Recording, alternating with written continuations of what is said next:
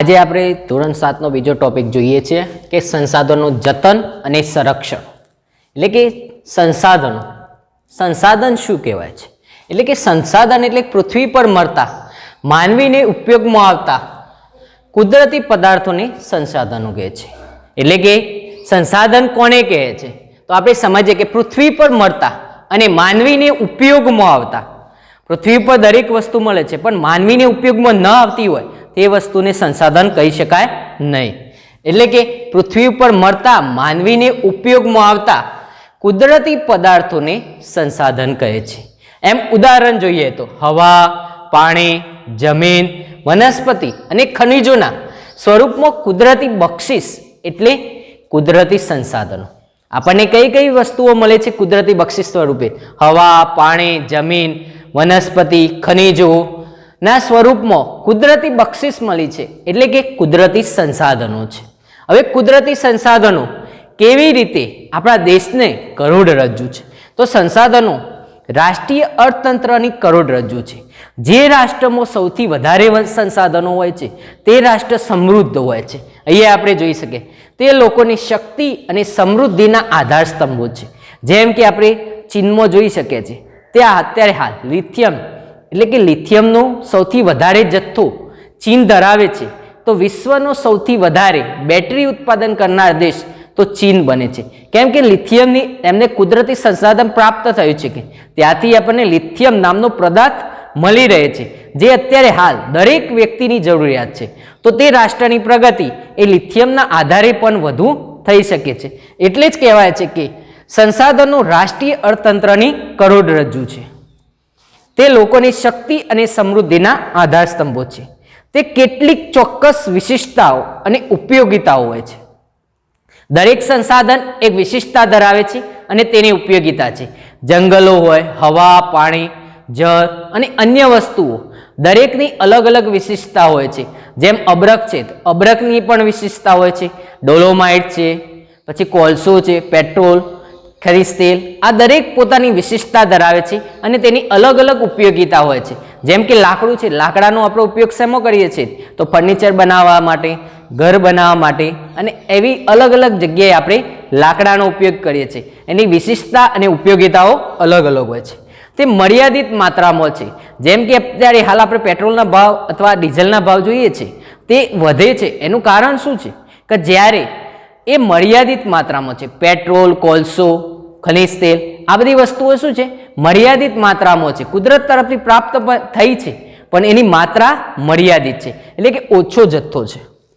તેને વધુ ઉપયોગી બનાવવા માટે એટલે કે આપણા જોડે અમુક સંસાધનો એવા છે કે યુરેનિયમ, થોરિયમ, પછી સૌર ઉર્જા. અત્યારે હાલ આપણે સૌર ઉર્જાનો ઉપયોગ ઇલેક્ટ્રિસિટી પેદા કરવા માટે ઉપયોગ કરી રહ્યા છીએ. જે ટેકનોલોજીના દ્વારા આપણે જે સૌર ઉર્જા મફતમાં જતી હતી એટલે કે સૂર્યનો પ્રકાશ છે તે આપણી પાસે હતો પણ એનો આપણે ટેકનિકની દ્વારા ઉપયોગ કરી શકતા ન હતા. અત્યારે હાલ આપણે સોલર પ્લેટોની મદદથી તે સૌર ઉર્જાનો ઉપયોગ કરી શકીએ છીએ અને ઇલેક્ટ્રિસિટી અને આપણી જરૂરિયાતના સાધનો છે તેમાં ઉપયોગ કરી શકીએ.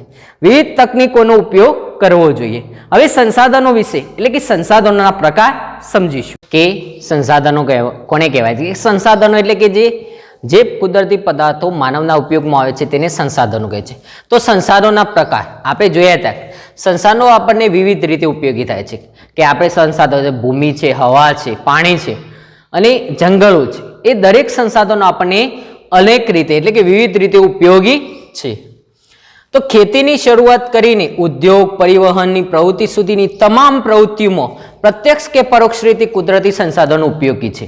એટલે કે સંસાધનો આપણને કેવી રીતે ઉપયોગી છે? તો ખેતીથી શરૂઆત કરીએ કે ખેતીનો કાચો માલ તે પ્રોસેસ થાય આપણને જ્યારે ઉપયોગમાં આવે ત્યાં સુધીનો સામાન એટલે કે ખેતીમાંથી આપણને રૂ મળે છે. રૂમાંથી આપણે કપડાં બનાવીને પહેરીએ છીએ.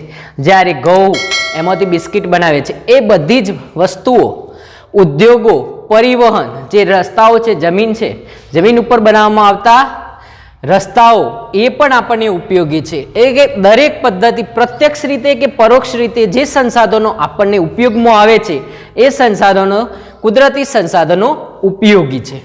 હવે જોઈએ તો ખોરાક તરીકે આપણે સંસાધનો કઈ કઈ રીતે આપણે ઉપયોગ કરીએ છીએ? તો ખોરાક તરીકે જમીન અને વનસ્પતિમાં પ્રાપ્ત થતી વિવિધ સામગ્રી, ઈંધણ અને ઉર્જા તરીકે પણ સંસાધનનો ઉપયોગ કરીએ છીએ. ખોરાક, જમીન, વનસ્પતિઓ. ખોરાકમાં આપણે ઘઉં, અનાજ, શાકભાજી એ ખોરાક તરીકે. જમીનમાં એટલે આપણે જે ધરતી છે એ ધરતીનો આપણે ઉપયોગ કરીએ છીએ. વનસ્પતિઓમાં તુલસી હોય, પછી નારિયેળ હોય, કે ગમે તે કોઈ બી વનસ્પતિ છે એનો આપણે ઉપયોગી કરીએ છીએ. કોઈકનો ઈંધણ તરીકે ઉપયોગ કરીએ છીએ અથવા કોઈકનો ઉર્જા તરીકે. ઈંધણ તરીકે પેટ્રોલ, ડીઝલ એ બધાને આપણે શેના માટે કરીએ છીએ? ઈંધણ તરીકે. અને અમુક આપણે જે ખોરાકો મેળવીએ છીએ, ખોરાકોમાંથી આપણને ઉર્જા પ્રાપ્ત થાય છે. એટલે કે આપણે વનસ્પતિઓ હોય કે ખોરાક તરીકે ઉપયોગ કરીએ છીએ, એમાં ઈંધણ તરીકે ઉપયોગ કરીએ છીએ અથવા ઉર્જા મેળવવા માટે ઉપયોગ કરીએ છીએ. જેમ કે સૂર્યપ્રકાશનો પ્રકાશ છે એ પણ આપણને ઉર્જા આપે છે. હવે જોઈએ સંસાધનોના પ્રકાર કેટલા પડે છે. સંસાધનોના બે પ્રકાર પડે છે. કેટલા પ્રકાર પડે છે? બે. એક કુદરતી સંસાધન અને માનવ સર્જિત સંસાધન. સંસાધનોના કેટલા પ્રકાર પડે છે? બે. એક કુદરતી સંસાધન અને માનવ સર્જિત. કુદરતી સંસાધનોના પણ બે પ્રકાર પડે છે. કેટલા પ્રકાર પડે? બે. જૈવિક અને અજૈવિક. કુદરતી સંસાધનોના કેટલા પ્રકાર પડે છે? કયા કયા? તો કુદરતી સંસાધનોના બે પ્રકાર પડે છે, જૈવિક અને અજૈવિક. એમાં જૈવિકમાં જોઈએ કે આપણે સામાન્ય રીતે સમજવા માટે જૈવિક શબ્દ એટલે કે જીવંત હોય, તેનામાં થોડું જીવંત વસ્તુઓ હોય તેને જૈવિક કહેવામાં આવે છે. જેમ કે જંગલો, પ્રાણીઓ વગેરે જીવજંતુઓ, એને શું કહેવામાં આવે છે? જૈવિક સંસાધનો. અજૈવિક સંસાધનો જેમ કે આપણી જમીન છે, જમીન એ જૈવિક નથી એટલે કે અજૈવિક છે. એમાં જીવંત બેક્ટેરિયા છે પણ આપણે બેક્ટેરિયાને જીવંત ગણીએ છીએ. એ જીવંત વસ્તુઓ નથી એટલે અજૈવિક. ભૂમિ, હવા, ખનિજો વગેરે અજૈવિક સંસાધનો તરીકે ઓળખાય છે. યાદ રહેશે. આપણે ફરીથી જોઈએ સંસાધનોના પ્રકાર કેટલા છે? બે. કુદરતી સંસાધન અને માનવ સર્જિત. કુદરતી સંસાધનોમાં બે પ્રકાર પડે છે, જૈવિક, અજૈવિક. એમાં જૈવિક એટલે કે જંગલો, પ્રાણીઓ વગેરેને જૈવિક સંસાધનો કહે છે, જ્યારે અજૈવિક સંસાધનો એટલે ભૂમિ, હવા અને ખનિજોને અજૈવિક સંસાધનો કહે છે. હવે માનવ સર્જિત જોઈએ. માનવ સર્જિત એટલે કે માનવીએ ઔદ્યોગિક એકમો, સ્મારકો, ચિત્રકલા, સામાજિક સંસ્થાઓ વગેરેની સ્થાપના કરે છે. આપણે જોઈએ કે માનવ દ્વારા બનાવવામાં આવેલી વસ્તુઓને માનવ સર્જિત સંસાધન કહેવામાં આવે છે. એટલે કે માનવે જે બનાવ્યું હોય એ વસ્તુઓને માનવ સર્જિત સંસાધન કહે છે. શબ્દ જ આપણને કહે છે માનવ સર્જિત સંસાધન એટલે શું? તો માનવ સર્જિત સંસાધન એટલે કે માનવીએ રહેલી મનુષ્યની જ્ઞાન, બુદ્ધિ, કૌશલ્ય, સ્વાસ્થ્ય અને અન્ય ગુણોનો સમાવેશ થાય છે, એને માનવ સર્જિત સંસાધન કહે છે. જેમ કે આપણે ઔદ્યોગિક એકમો બનાવીએ, સ્મારકો, તાજમહેલ હોય, લાલ કિલ્લો હોય કે મોઢેરાનું સૂર્ય મંદિર હોય, એવા જે સ્મારકો છે, જે પ્રખ્યાત સ્મારકો હોય કે નાના મોટા સ્મારકો હોય, એ બનાવવાનું કામ કોણ કરે છે? તો માનવ દ્વારા બનાવવામાં આવે છે. એટલે પછી ચિત્રકળા, ચિત્રો દોરવાનું કામ હોય, પાબ્લો પિકાસોનું હોય કે લિયોનાર્ડો વિન્સીનું પિક્ચર હોય, એ દરેકની ચિત્રકળા છે. કોઈક સામાન્ય વ્યક્તિએ ચિત્ર દોર્યું હોય એ પણ ચિત્રકળા છે. સામાજિક સંસ્થાઓ જેમ કે રેડ ક્રોસ હોય, નેકો હોય, એ અલગ અલગ સંસ્થાઓ છે. એ સંસ્થાઓનું નિર્માણ પણ કોણે કર્યું છે? તો માનવે બનાવ્યું છે. એટલે કે જે માનવ દ્વારા નિર્મિત છે તેને માનવ સર્જિત સંસાધન કહે છે. એમાં શું શું આવી શકે? તો મનુષ્યમાં રહેલું જ્ઞાન એટલે કે પોતાની બુદ્ધિ હોય, જ્ઞાન હોય, બુદ્ધિ હોય, કૌશલ્ય હોય, પોતાના કૌશલ્ય વડે બનાવ્યું હોય, સ્વાસ્થ્ય અને અન્ય વસ્તુઓ હોય, તેને ગુણોનો સમાવેશ થાય છે, તેને માનવ સર્જિત કહે છે. તો કુદરતી સંસાધનો છે. કુદરતી સંસાધનો એમનેમ પડી રહે. જેમ કે એન્ટાર્કટિકા છે, એન્ટાર્કટિકા ખંડ સૌથી ઠંડો પ્રદેશ છે. ત્યાં કોઈ પણ પ્રકારના સંસાધનો હોય પણ ત્યાં માનવો જ નથી, એટલે કે માનવ સંસાધન જ નથી, તો તે ઉપયોગી રહેશે નહીં રહે. એટલા માટે કે કુદરતી સંસાધનોના વિકાસ માટે માનવ સંસાધન હોવું જરૂરી છે. કુદરતનો વિકાસ એટલે કે કુદરતી સંસાધનનો ઉપયોગ કરવા માટે માનવ સંસાધન હોવું જરૂરી છે. માનવ સંસાધન વગર કુદરતી સંસાધનોનો ઉપયોગ થઈ શકે નહીં. તો આપણે અહીંયાથી આ બે પોઈન્ટ આપણે શીખ્યા છે, સંસાધન એટલે શું અને સંસાધનોના પ્રકાર. એમાંથી આપણે પ્રશ્નો બનાવવાના છે. એ પ્રશ્નોના જવાબ તમારી નોટબુકમાં લખવાના છે.